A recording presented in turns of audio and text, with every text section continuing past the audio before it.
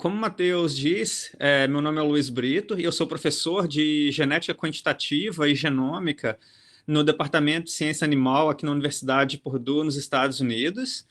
E eu vou falar um pouco hoje sobre a genômica aplicada ao melhoramento genético animal. Essa é uma das minhas áreas de pesquisa, então eu vou compartilhar um pouco dos resultados que a gente já obteve aqui, esclarecer alguns pontos também, e no final a gente vai ter um tempo para discussão. Eu preparei essa apresentação da seguinte forma. Primeiro, eu vou apresentar alguns principais desafios na produção animal. Em seguida, a gente vai discutir sobre a importância do melhoramento genético para o desenvolvimento sustentável, um pouco sobre a seleção genômica, e eu vou mencionar alguns exemplos e casos de sucesso em bovinos leiteiros e em ovinos, e algumas considerações finais. Alguns dos principais desafios na produção da ciência animal seria com relação a aumentar a produção de alimentos para uma população mundial em constante expansão, que atualmente a população mundial é em torno de 7,5 bilhões de pessoas, e em 30 anos vai atingir perto de 10 bilhões, ou seja, com um aumento populacional tão grande em um período de tempo tão curto, o aumento na produção de alimento vai ser crucial. Além disso, é necessário não apenas aumentar a quantidade de alimentos produzidos, assim como melhorar a qualidade, por exemplo, a composição do leite, por exemplo, de ácidos graxos, da carne e de ovos e outros produtos, assim como a diversidade dos alimentos, por exemplo, não apenas leite de bovinos, mas de caprinos, ovinos, camelos, búfalos e outras espécies, assim como a produção de carne, carne vermelha, peixe, aves. Então a gente precisa aumentar ainda mais essa diversidade de alimentos. Um outro ponto seria com relação aos novos sistemas de produção. Além dos sistemas tradicionais, tem outros sistemas de produção em constante expansão, como sistemas orgânicos, agroecológicos, sistemas de precisão, por exemplo, fazendas que utilizam uma grande quantidade de tecnologia. E, além disso, um outro fator seria a quantidade de recursos naturais que são limitados e mudanças climáticas, que agora já tem uma quantidade de pesquisa muito grande mostrando os efeitos negativos das mudanças climáticas ao redor do mundo todo. Só uma coisa que eu esqueci de mencionar aqui antes, caso vocês tenham qualquer dúvida ao longo da apresentação, fiquem à vontade para parar, não tem nenhum problema se vocês quiserem fazer qualquer pergunta ou discutir algum ponto durante a apresentação, tá bom? Além disso, nós precisamos adequar a produção animal a novos sistemas de produção. Por exemplo, fazendas de precisão. Tem países na Europa em que mais de 50% das vacas já são ordenhadas por robôs. Aqui nos Estados Unidos já tem mais de 3.000 fazendas utilizando robôs para ordenha. Além disso, tem outras tecnologias, como, por exemplo, colar de atividade para medir, por exemplo, a quantidade de passos ou a distância que cada vaca caminha por dia, para medir consumo alimentar, tanto de bezerros quanto das vacas, vídeos e várias outras tecnologias que já são implementadas e usadas nessas fazendas. Além disso, tem outros sistemas, como mencionei anteriormente, como a produção mais extensiva, produção orgânica, agroecológica, que, por exemplo, no caso, a produção extensiva já é bem comum no Brasil, mas tem vários outros lugares, outros países, que estão incentivando, ou seja, estão tentando aumentar a quantidade de produção em sistemas extensivos e até pastagens.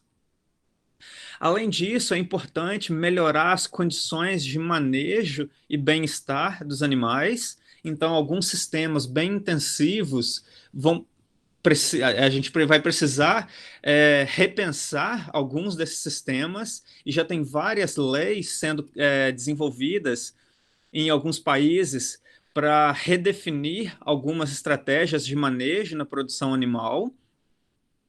Além disso, tem doenças que estão se tornando mais prevalentes, como algumas doenças metabólicas, como, por exemplo, cetose, no caso de espécies leiteiras, problemas reprodutivos e de locomoção, incidência de carrapatos e outros parasitas internos ou externos. Então, todos esses são grandes desafios para a produção animal. Além disso, ao longo do tempo, está havendo uma perda da diversidade genética muito grande entre raças e dentro de raças. Como exemplo, em bovinos, existem mais de 1.200 raças ao redor do mundo. Entretanto, um número muito reduzido é utilizado em grande escala, como, por exemplo, no Brasil seria a raça Nelore para produção de carne, ou a raça Angus em alguns outros países. No caso de produção de leite, a raça holandês seria uma das mais importantes, que está presente em alguns países, como na América do Norte, Estados Unidos e Canadá. Mais de 90% de todos os animais leiteiros são da raça Holstein, e mais de 80% dos animais de corte são da raça Angus. Ou seja, tem uma perda muito grande de diversidade genéticas quando a gente escolhe um número muito reduzido de raças que são criados ao redor do mundo, tanto para produção de carne ou de leite. E além dessa redução entre raças, dentro de cada raça tem uma perda da diversidade genética muito grande. À direita, eu plotei um gráfico que mostra para as 3 principais raças leiteiras, ao longo dos últimos 60 anos, a gente vê o aumento de consanguinidade que é muito elevado. Então, ou seja, está aumentando muito ano a ano. Então, ou seja, grande perda de diversidade genética. E esse é um grande problema para a produção animal. Com relação à produção, ao nível de produção, se a gente compara a produtividade ao redor do mundo, tem uma diversidade muito grande. Apenas para ilustrar, 33 países têm uma média nacional de produção de leite maior do que 6 toneladas por vaca por ano, o que representa apenas 13% da população de bovinos leiteiros. Entretanto, mais de 40% de toda a produção de leite do mundo. Ou seja, apenas 33 países, com 13% da população bovina leiteira, produz quase a metade de toda a produção de leite do mundo. Então, ou seja, a produção nesses outros países é muito baixa. E quais os motivos dessa produção baixa? Ou, em outras palavras, quais os fatores que afetam esse nível de produção? Primeiro é a nutrição, a qualidade das pastagens, a qualidade dos suplementos e a quantidade de suplementos que é oferecida em cada sistema de produção, assim como a saúde e sanidade dos rebanhos. Reprodução, manejo reprodutivo é de grande importância. A qualidade das pastagens e as construções que estão disponíveis para a criação desses animais, o manejo e o clima em que esses animais são criados, e genética. E o objetivo dessa apresentação é mostrar que o efeito, ou seja, o fenótipo, a produtividade que a gente observa é devido à combinação de todos esses fatores. Então, ou seja, o fenótipo é igual ao genótipo, mais os fatores ambientais, que seriam todos esses fatores em azul, mais uma interação entre o genótipo e ambiente. Uma grande vantagem, ou um motivo pelo qual nós focamos na genética, é que os ganhos são cumulativos ao longo das gerações e são permanentes. Então, ou seja, enquanto os outros fatores a partir do momento, por exemplo, se a gente oferece uma nutrição de alta qualidade, a partir do momento que a gente reduz a qualidade nutricional dos alimentos, a produção também vai diminuir. Enquanto a genética, se a gente melhora a genética dos animais, desde que a gente forneça os fatores básicos para que o animal expresse o potencial genético, a produtividade será maior. Um exemplo bem clássico é esse trabalho em aves que eles mostraram. Foi um trabalho feito aqui nos Estados Unidos, que eles tinham uma linhagem de aves que não foram selecionadas geneticamente, que foi essa linhagem chamada de ACRBC, e uma linhagem que é a linhagem selecionada. Eles criaram esses animais nas mesmas condições, com a mesma dieta, o mesmo manejo, a mesma densidade de aves em cada plantel. E aqui a gente pode observar que, por exemplo, no dia 43, a única diferença entre esses animais é a genética. Todos os outros fatores são os mesmos. E eles concluíram que a seleção genética foi responsável por em torno de 85 a 90% dessa mudança, e que apenas 10 a 15% foi devido à nutrição ou outros fatores ambientais. Então, isso apenas exemplifica a importância da genética para a produção animal. E da mesma forma, esses ganhos, ou seja, esse progresso genético também foi observado em outras espécies, como bovinos leiteiros. Aqui eu apresento as 3 raças principais criadas para a produção de leite, mostrando que de 1960 até hoje, a produção mais do que dobrou para essas raças. Entretanto, essa seleção intensiva para algumas características, como a produção de leite, também teve efeitos negativos. Por exemplo, em azul, a gente vê o aumento na produção de leite, como eu havia mencionado anteriormente, mas, ao mesmo tempo, a taxa de prenhez diminuiu muito, principalmente até os anos 2000. E a partir dos anos 2000, a gente observa que a taxa de prenhez começou a aumentar. E o motivo para esse aumento é devido à inclusão dessas características de fertilidade nos programas de melhoramento. E é isso que a gente vê nesse trabalho que nós publicamos em 2017, que a gente olha quais os objetivos de seleção ao longo dos últimos 100 anos. Ou seja, em 1917, seleção era apenas para produção de leite. Depois de 1917 até 1997, era uma combinação entre características de produção e de conformação. Características de produção incluíram principalmente produção de leite, produção de gordura e produção de proteína. E a partir de 1997 foi quando os programas de melhoramento genético ao redor do mundo de gado de leite começaram a incluir outras características, como, por exemplo, longevidade, reprodução, temperamento, características de saúde, tanto doenças metabólicas, doenças reprodutivas, doenças de casco e outras, e características de fertilidade. E isso mostra o porquê que a gente observou esse ganho aqui. E se a gente olhar também os ganhos para todas essas características, o que a gente observa é o seguinte, que para a produção de leite, os ganhos foram positivos, aqui eu apresento em porcentagem.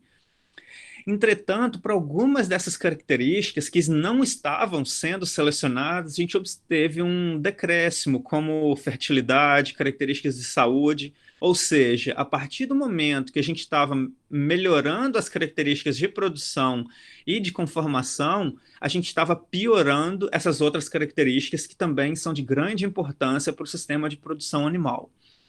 A partir do momento que a gente começou a incluir essas características nos programas de melhoramento, a gente obteve ganhos para essas características que antes estavam piorando. E, mais recentemente, esses ganhos ficaram ainda mais evidentes. E o motivo por isso, motivo pelo qual a gente observou esses resultados é devido à implementação da seleção genômica, que é um ponto que eu vou discutir aqui hoje. Mas por que seleção genômica começou a ser implementada, usada apenas mais recentemente? Eu gosto muito de apresentar esse gráfico que mostra o custo para o sequenciamento do genoma humano. E o custo do sequenciamento, esse gráfico é para humanos, mas os valores são os mesmos comparados a outras espécies como bovinos, suínos e ovinos. Em 2001, o custo para a genotipagem do genoma de apenas um indivíduo custou mais de 100 milhões de dólares. E agora, em 2020, o custo para sequenciar o genoma completo de um indivíduo custa menos do que $1.000. Ou seja, houve uma evolução muito grande nas tecnologias genômicas para permitir o sequenciamento do genoma a um custo muito inferior. E como eu vou mencionar a seguir, tem algumas tecnologias, como painéis de sequenciamento, que o custo de genotipagem por indivíduo é menos de R$ 100. E essa geração de dados genômicos que se deve principalmente a essa redução no custo do sequenciamento e no custo de genotipagem, permitiu que a gente usasse essas tecnologias em espécies de interesse zootécnico. No caso de produção de bovinos leiteiros, existem atualmente mais de 3 milhões e quase 3 milhões e meio de animais genotipados apenas para a raça holandês nos Estados Unidos. E se a gente contabilizar todos os genótipos do mundo, chega de bovinos de leite, passa de 5 milhões. Então, ou seja, é um número de animais com valor genômico muito alto. E, geralmente, quando a gente está falando sobre genômica, vocês vão ouvir muito falar sobre SNP, ou Single Nucleotide Polymorphism, polimorfismo de base única, que são substituições em locos únicos em uma determinada região do genoma. Ou seja, se a gente comparar o genoma de dois indivíduos, a maior parte, 99,999% dos marcadores serão os mesmos. E até entre espécies tem uma similaridade muito grande. Por exemplo, humanos e bovinos compartilham quase 80% do genoma. Então, ou seja, existe uma similaridade muito grande. Mas o que a gente está interessado são nas diferenças entre esses indivíduos. Então, imagina que essa figura aqui representa o genoma de dois indivíduos de uma mesma espécie, e a gente observa que apenas em uma determinada região, um indivíduo tem o C, a base nitrogenada citosina e guanina, enquanto o outro indivíduo tem timina e adenina. Ou seja, essa região do genoma seria considerado um SNP, ok? E já foram identificados um número muito grande de SNPs no genoma. Por exemplo, no caso de bovinos, já foram identificados mais de 80 milhões de SNPs no genoma. Não significa que todos esses marcadores estão segregando em todas as populações, mas existe, entre todas as raças de bovinos que já foram analisadas, existe uma variação muito grande.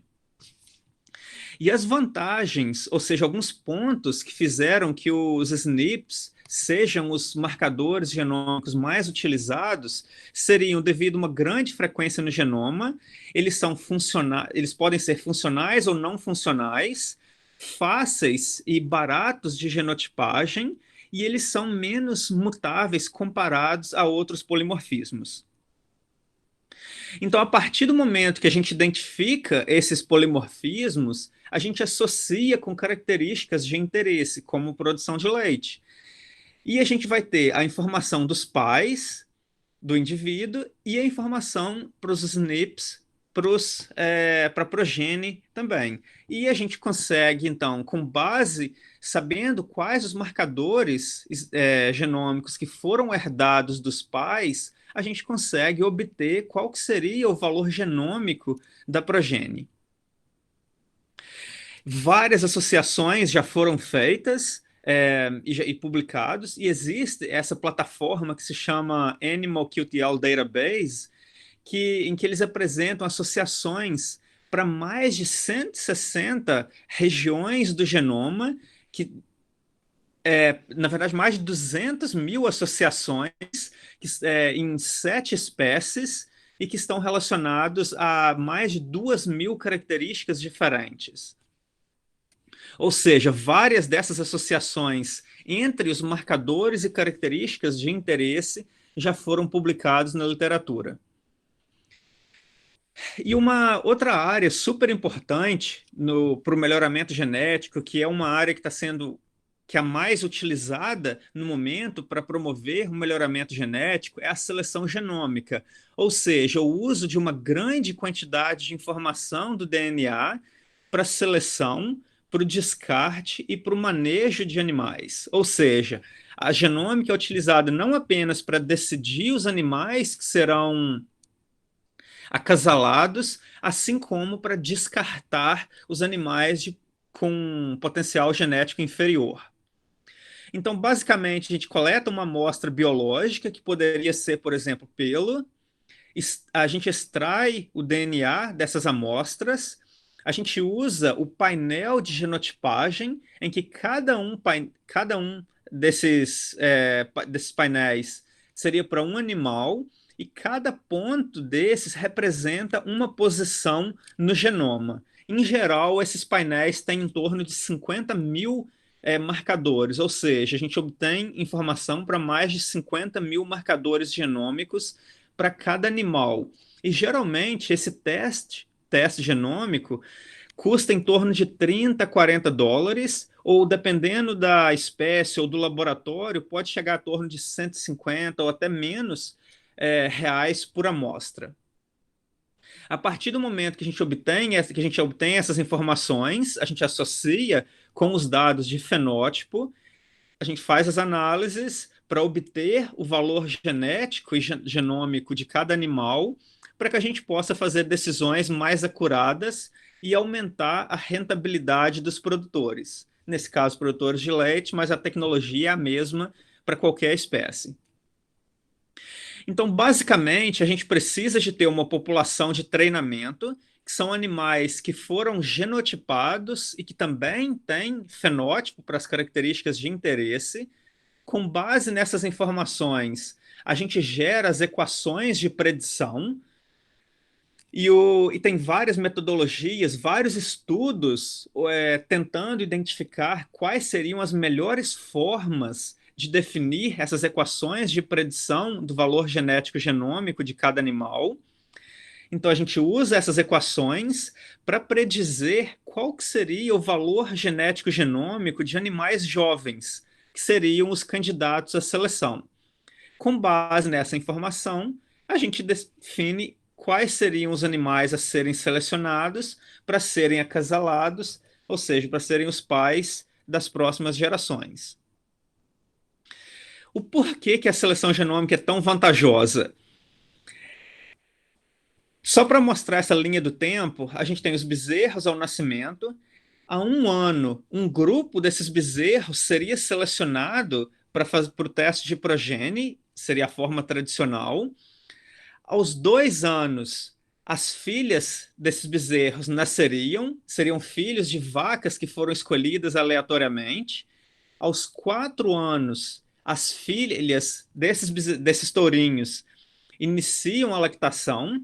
Aos 5 anos apenas, a lactação dessas bezerras seria encerrada, ou seja, esses tourinhos receberiam o resultado dos testes de progenie e o sêmen deles seriam comercializados. E apenas quando esses tourinhos que eu mostrei aqui na figura, apenas quando eles tivessem 10 anos de idade, os filhos deles receberiam o teste de progenie. Entretanto, com a seleção genômica, a gente pode reduzir esse intervalo de geração, porque a gente pode agora selecionar esses animais a uma idade muito menor. A gente não precisa esperar o resultado do teste de progenie para selecionar esses animais para que o sêmen deles possa ser comercializados. E é isso que a gente está observando em vários países ao redor do mundo. A proporção de tourinhos, o que é conhecido como tourinhos genômicos, ou seja, touros jovens que ainda não têm filhas com informação, tem aumentado muito. Em alguns países já é maior do que 70%. Ou seja, a gente está reduzindo o intervalo de geração a uma proporção muito grande. Geralmente, a seleção genômica é vantajosa para características que são medidas em apenas um sexo, como produção de leite, características de baixa heredabilidade, como fertilidade, que são difíceis de medir, como resistência a carrapato, eficiência alimentar, que são medidas tardiamente, como longevidade, e características de resistência a doenças. Então, apenas para apresentar uma breve retrospectiva, a seleção genômica é uma tecnologia ainda muito nova. Em 2001 foi quando o primeiro artigo definindo a seleção genômica foi publicado, mas apenas em 2006 o primeiro que foi implementado o primeiro projeto de seleção genômica em gado de leite, em que foi utilizado um painel contendo 10 mil marcadores e que custava em torno de $550 por amostra. Ou seja, um valor muito alto que restringia o número de animais a serem genotipados. Mais a seguir, foram desenvolvidos painéis mais densos, que ao invés de 10 mil marcadores, continham em torno de 50 mil marcadores, e ao passar dos anos, esses painéis ficaram mais baratos, que permitiram o desenvolvimento de populações de treinamento muito maiores. Além disso, vários países se organizaram para compartilhar fenótipos e genótipos para que pudesse melhorar a eficiência da seleção genômica. Em 2009, ou seja, apenas 11 anos atrás, seleção genômica foi implementada de forma rotineira em vários países ao redor do mundo, como na América do Norte, países europeus, Austrália, Nova Zelândia e outros. Em 2010, houve o desenvolvimento de outros painéis de baixa densidade, mas mais eficientes, e uma técnica conhecida como a imputação de genótipos, que permitiu que esses painéis de baixa densidade, por exemplo, 10 mil marcadores, pudessem ser imputados para 50 mil marcadores. E no momento, existe avaliação genômica que são publicadas semanalmente, no caso de gado de leite, para mais de 80 características, que envolvem características de produção, reprodução, fertilidade, características relacionadas à doença, eficiência alimentar e outras. Se a gente observar o progresso genético antes e após a seleção genômica, há uma diferença muito grande.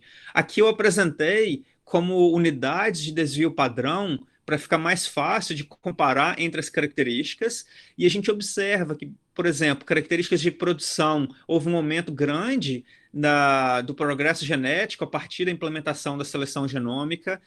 Fertilidade, que havia uma redução da fertilidade antes da implementação da seleção genômica, após houve um acréscimo, e características como mastite, que é uma característica de uma heredabilidade não tão alta, houve um aumento muito maior com a implementação da seleção genômica. Então, de forma geral, a gente observa que essas características que são mais difíceis de medir, ou que são medidas tardiamente na vida do animal, como longevidade, se beneficiam ainda muito mais da seleção genômica. A acurácia do valor genético desses animais também mais que dobrou com o uso da informação genômica. e a gente observa que aqui em dourado o valor genético dos animais jovens antes da seleção genômica, e em preto o valor genético dos animais após incorporando a informação genômica, ou seja, teve um acréscimo muito grande. Além disso, a genômica está permitindo a incorporação de outros objetivos de seleção, como comportamento e bem-estar, resiliência, por exemplo, resistência ao calor, qualidade da carne, eficiência alimentar, emissão de metano e outras. Então, de forma geral, como a seleção genômica está contribuindo? Primeiro, para o aumento na eficiência produtiva, para a seleção de animais mais robustos e resilientes, e também para a manutenção da diversidade genética. E essa é apenas a fórmula que vocês já devem conhecer de ganho genético por ano, indicando que a gente vê que a acurácia, a intensidade de seleção e o intervalo de geração são fatores é, muito importantes para aumentar o ganho genético por ano. Mas isso só foi possível devido à integração de várias organizações, tanto entre os produtores de leite, entre os produtores de forma geral e organizações de pesquisa, assim como laboratórios que fazem a coleta e a medição, a coleta de dados e a análise, e associações de criadores que também coletam dados e fornecem serviços e extensão técnica, assistência técnica aos produtores. Ou seja, produtores, associações de criadores, universidades, empresas de pesquisa, centros de coleta de dados e companhias de inseminação artificial, todos precisam trabalhar em conjunto para que o melhoramento genético seja bem eficiente. Então, agora eu acho que a gente ainda tem alguns minutos. Eu vou apresentar de uma forma bem rápida alguns exemplos de um trabalho que a gente fez em ovinos. Esse foi um trabalho que eu fiz durante um período que eu estive na Nova Zelândia, em que eles gostariam de melhorar a qualidade da carne e de carcaça em uma população de ovinos que era uma população composta, ou seja, uma população que foi desenvolvida através do cruzamento entre animais da raça Primera, Lamb Supreme, Texel e várias outras raças maternas ou de duplo propósito. E esses animais foram genotipados, ou seja, havia em torno de 15 mil animais com genótipos e fenótipo para várias características de carcaça e qualidade da carne, como, por exemplo, a cor, maciez, marmoreio, pH, pH, número de costelas, a quantidade de gordura na carcaça, o peso da carcaça e várias outras. A gente observou que essas características, todas elas são herdáveis, ou seja, a gente só consegue fazer melhoramento genético para características que são herdáveis, né? Então a gente observou que todas essas características são herdáveis. A gente calculou a correlação genética entre essas características. Aqui eu apresento algumas correlações principais. Por exemplo, peso de carcaça com o pH, marmoreio e maciez, que são correlações baixas, mas favoráveis, enquanto a quantidade de gordura na carcaça teve uma correlação negativa, desfavorável com algumas características, como marmoreio e pH. Então, ou seja, a gente precisa conhecer o relacionamento genético entre todas as características de interesse para que a gente possa desenvolver um programa de melhoramento que leve em conta, que considere todas essas características que são importantes. E se a gente conhece esses relacionamentos, e se a gente implementa um peso, ou seja, através de um índice de seleção para todas essas características, a gente consegue fazer um progresso genético para todas as características de interesse. A gente também precisa determinar parâmetros populacionais que são importantes, como o desequilíbrio de ligação, que ele vai definir qual o número de marcadores que são necessários para a gente implementar a seleção genômica, quais as acurácias de predição genômica que seriam esperadas dependendo do número de animais com genótipos e fenótipos, assim como a identificação de marcadores e genes que estão relacionados a cada característica de interesse econômico. A gente também, através desses dados, a gente consegue entender melhor o relacionamento entre esses animais de raças diferentes. Nesse caso de ovinos, a gente observa que existe uma sobreposição muito grande entre esses animais, ou seja, esses animais, apesar de eles serem de raças diferentes, eles estão conectados. Então, isso significa que a gente poderia potencialmente realizar uma avaliação genômica em conjunto, ou seja, unir as informações genômicas e fenotípicas dos animais de todas essas raças para a realização da seleção genômica. A gente também pode utilizar essa informação para calcular o nível de consanguinidade, que na maior parte das vezes, se a gente não tiver informação de pedigree, alguns animais, ou se o pedigree estiver errado ou incompleto, a gente pode ter alguns animais tenham um nível de consanguinidade zero com base na informação de pedigree.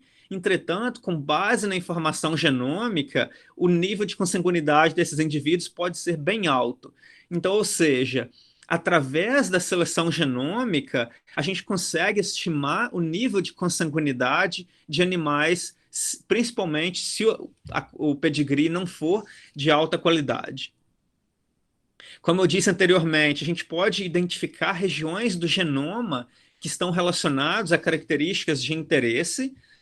Então, cada cor dessa representa um cromossomo e cada ponto representa um marcador genômico. E a gente observa que várias características, como cor da carne, o marmoreio, maciez, tem regiões do genoma que estão mais relacionados a essas características.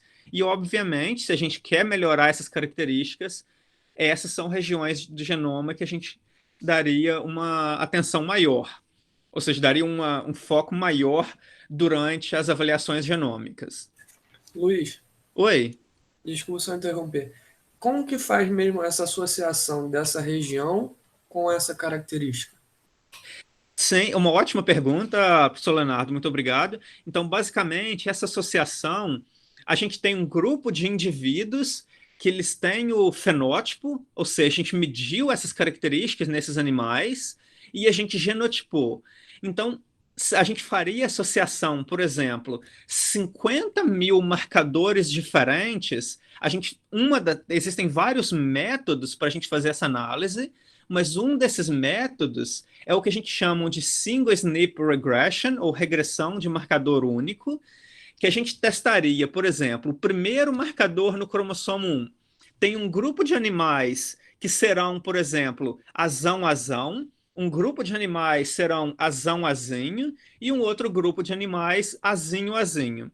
Da mesma forma, a gente mediu a maciez, a qualidade da carne, o marmoreio, e a gente faria a pergunta, ou faria o teste estatístico. Existe uma associação entre o marcador 1 com o fenótipo? Em outras palavras, os animais que são azão-azão, eles têm uma carne mais vermelha do que os animais que são azinho-azinho? Ou não? A gente responde através do teste estatístico. Faria com o segundo, terceiro, ou seja, a gente faria 50 mil testes e depois a gente faz uma correção para essa quantidade de testes que a gente fez e a gente obteria quais são os marcadores considerados significativos. E a partir do momento que a gente obtém os marcadores significativos, a gente sabe qual a posição, ou seja, onde eles estão localizados no genoma, e a gente então pesquisa quais são os genes nessa região e em quais vias metabólicas esses genes estão envolvidos, e aí a gente consegue entender melhor qual que é a biologia dessa característica, ou seja, como que esses marcadores estão contribuindo para a expressão fenotípica para cada característica que a gente está medindo. Faz sentido? Faz sim, obrigado. Tá. Uma outra medida seria o que a gente chama de consistência de fase gamética, que seria para investigar o relacionamento entre populações. Isso seria uma análise complementar a essa que eu mencionei anteriormente aqui, para a gente entender qual a relação entre essas populações. E a gente observou que essas populações estão altamente relacionadas, o que é mais uma evidência de que a gente pode implementar um programa de melhoramento genético em conjunto. E, para finalizar, a gente também calculou a acurácia de predição genômica para todas essas características, e são acurácias moderadas a alta. E a partir do uso desses valores genéticos genômicos, a gente então consegue obter progresso genético nessas populações. Eu não tenho para apresentar para vocês o gráfico mostrando a tendência genética para essas características, como eu mostrei para gado de leite, mas para todas essas características eles estão observando na Nova Zelândia um progresso favorável para todas essas características. Ou seja, a seleção genômica está funcionando e está sendo utilizada em companhias comerciais. Isso não é apenas para pesquisa, está sendo utilizado já como uma estratégia, tecnologia de rotina ao redor do mundo todo. Então, aqui, considerando o tempo, para finalizar, a seleção genômica está contribuindo enormemente para maximizar o progresso genético na produção animal. Os objetivos de seleção eles estão sendo refinados para aumentar a sustentabilidade da produção animal e aumentar a quantidade de alimento produzido, como eu mencionei no início dessa apresentação. Várias organizações públicas e privadas precisam trabalhar em conjunto para o sucesso do melhoramento genético, e a coleta de fenótipos continua sendo uma tarefa de extrema importância. Ou seja, a genômica não vai substituir a coleta de fenótipo. As duas são tecnologias complementares. Ou seja, para o sucesso da seleção genômica, a gente precisa também de coletar fenótipos com alta precisão. Então, eu gostaria de agradecer a todos vocês pela atenção. Espero que vocês tenham entendido e eu estou aberto a qualquer pergunta que vocês tiverem, então fica à vontade. Algum ponto que vocês quiserem que eu clarifique ou que eu explique melhor, ou qualquer pergunta relacionada a isso, aos pontos que eu mencionei, ou a qualquer outro ponto relacionado ao melhoramento, fiquem à vontade. Mais uma vez, muito obrigado pela organização e obrigado a todos pela atenção. Nós que agradecemos, Dr. Luiz, a participação no nosso evento, excelente palestra. Acho que ficou bastante esclarecido os pontos que você quis passar para a gente.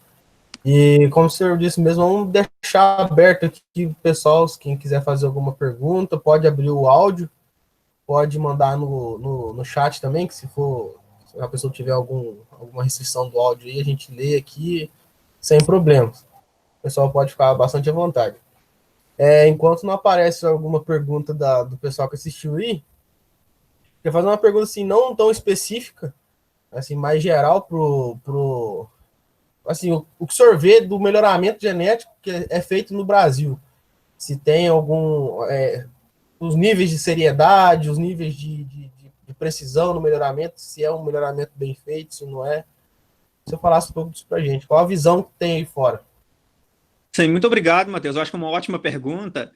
E assim, tem algumas formas. O Brasil se beneficia, em primeiro lugar, do melhoramento que é feito em outros países. Por exemplo, a maior parte das companhias de inseminação artificial, elas exportam sêmen de países que têm programas de melhoramento mais estruturado.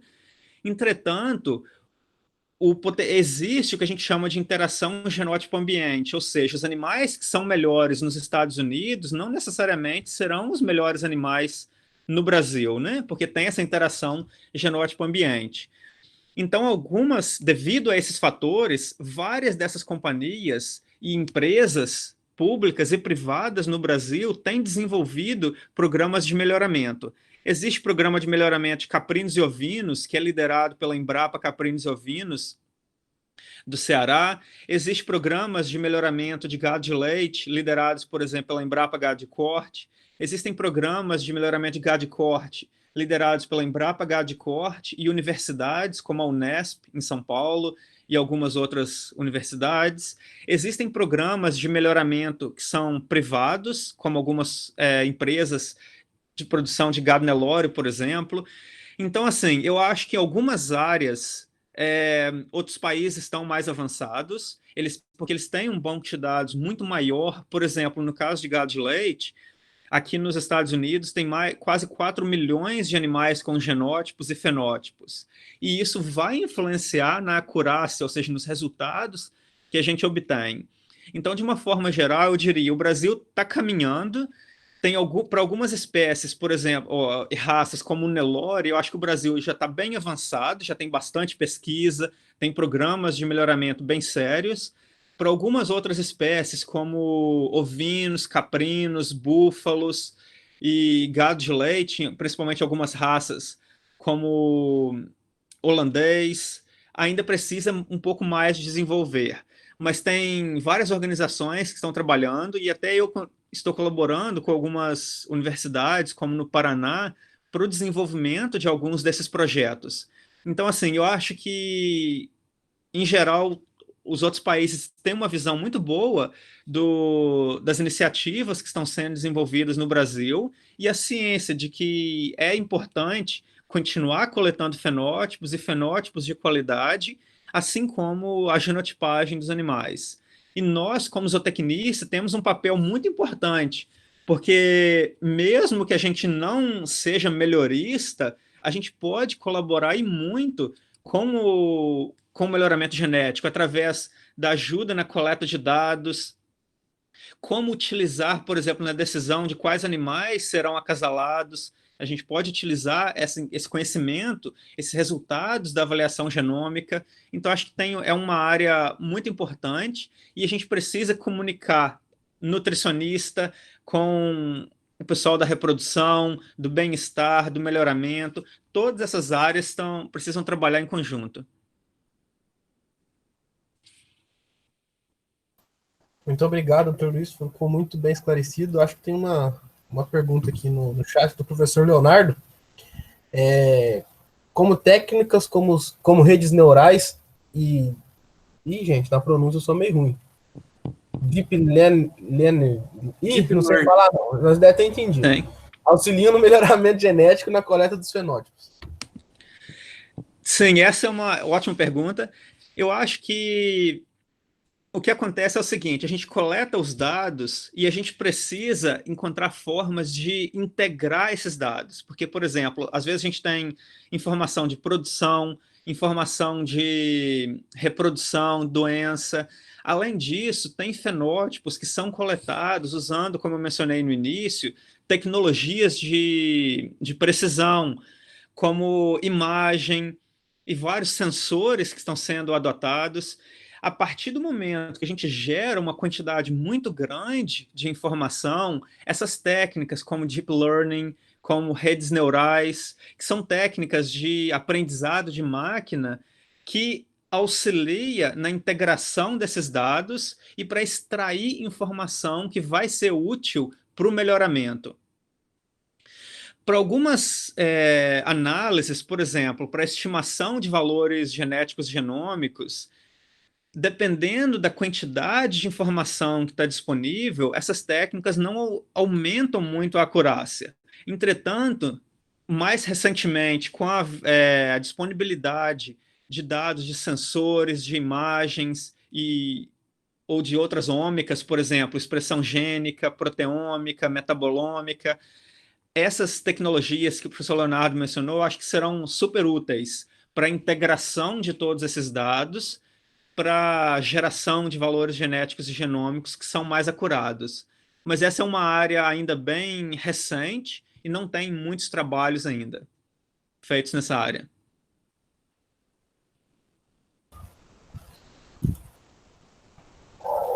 Eu acho que ficou bem esclarecido, né?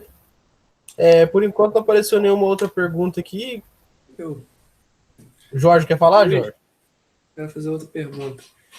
Você comentou bastante da questão da variabilidade genética, e aí, conforme você também falou da redução do uso do tourinho, né, que sai de 10 anos para 2 anos, eu acho que isso reforça a diminuição da variabilidade genética. Você acha que aquele outro estudo que eu acho que foi na Austrália que fez entre as raças, aquilo ajudaria a não que não houvesse essa redução da variabilidade genética?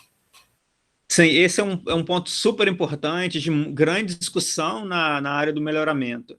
Então, com certeza, aumentar ou manter a diversidade genética é super importante. Com o uso da seleção genômica, como eu mencionei anteriormente, o intervalo de geração está reduzindo muito, né? Então, ao invés de esperar 5 anos, que é quando o sêmen de um tourinho seria comercializado a partir do teste de progênie, a gente agora, as empresas estão começando a comercializar ou a acasalar aqueles tourinhos a uma idade muito inferior. Com essa redução no intervalo de geração, a diversidade genética, ou seja, a taxa de consanguinidade por geração está aumentando. Não, por ano está aumentando, porque a gente tem um número de gerações muito maior em um período mais curto.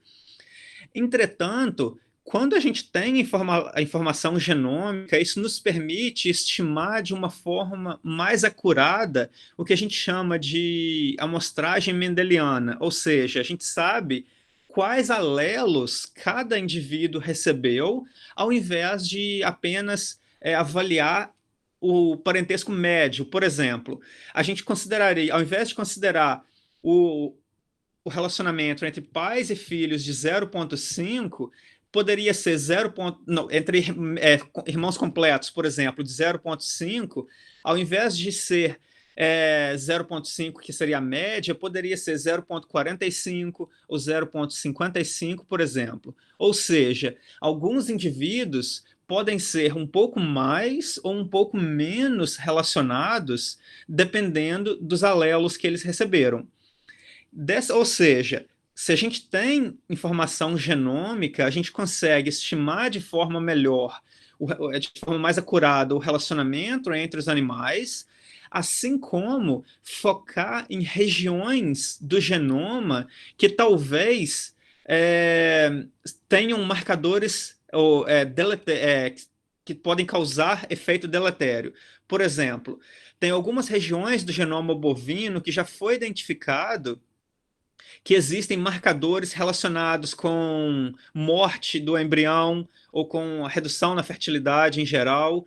Então, se a gente tem informação genômica, a gente pode, mesmo que a consanguinidade, ou seja, a variação genética, reduza nessa região, porque a gente quer fixar esses alelos que estão nessa região, para que apenas os alelos favoráveis estejam na população, enquanto outras regiões podem estar segregando, ou seja, a gente consegue avaliar a variabilidade genética em regiões específicas do genoma, ao invés de usar os valores médios que a gente obteria com a informação de pedigree apenas.